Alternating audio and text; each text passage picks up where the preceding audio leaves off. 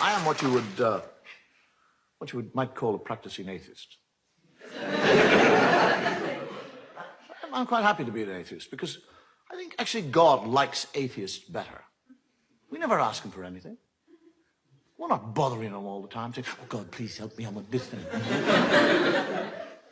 And as a practicing atheist, there's certain things that I travel around the world, and no matter where I go, somebody called Gideon leaves me this book to read.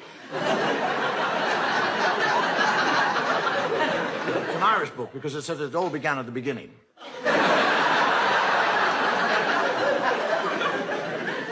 There are certain things that, when I read the Bible, and I do read the Bible, that I find difficult to understand. I mean, if God has been there forever, what was he doing before he got to us? I mean, what was he out there doing? Was he sitting there going, bored today, what'll I do? I mean, suddenly from nowhere, he suddenly decided to create a world. I'll make a world, that's what. Make a world, yes, that's what I'll do. Rivers, seas, boom, mountains, boom, everything's there. I want a garden. I'd like a nice garden. Whack! Garden me. Hate gardening. Need a garden. Gardener, spit and dust. Adam. Hey! And he, Adam, never once says, where in the name of God did I come from?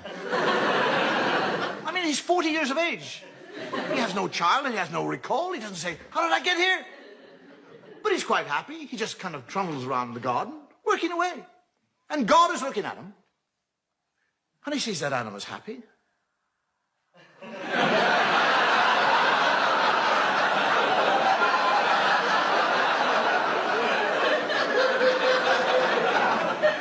I didn't put him there to be happy. I'll put a stop to that. And God, during the night, sneaks down like a thief and steals, doesn't ask, doesn't request, steals it. His rib. And from his rib, he makes woman. And Adam wakes up in the morning, he's a real thickie. He's lying there, and and there's somebody else, he doesn't say, where did you come from? How the hell did you get here? Where did you get those lumps?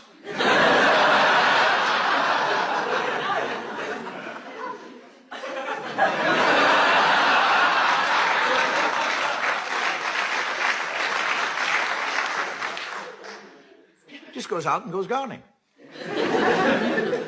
And God comes down and has a conversation with Eve and tells her that she can eat of any fruit in the tree in the whole garden with the exception of one fruit tree. He's talking to a woman. He actually tells her not to eat of the fruit. And then when she said, which tree can I eat? He said, that one over there. He points it out to her.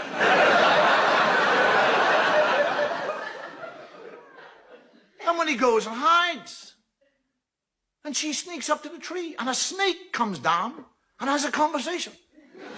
A snake. Now, if I see a snake, I'll back off. One starts talking, I'll crap myself.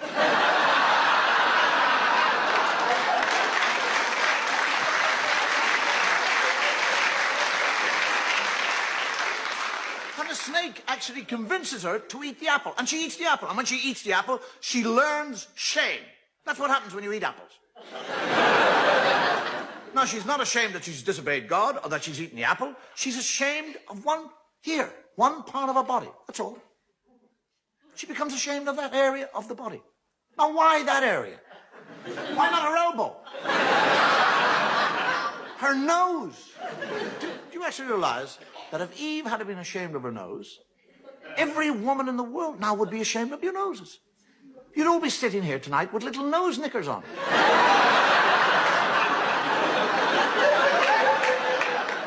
Men would be in nightclubs watching totally naked ladies with G-strings on their nose. Take them off. Oh, I saw a nose. And this is the book that you'll go into court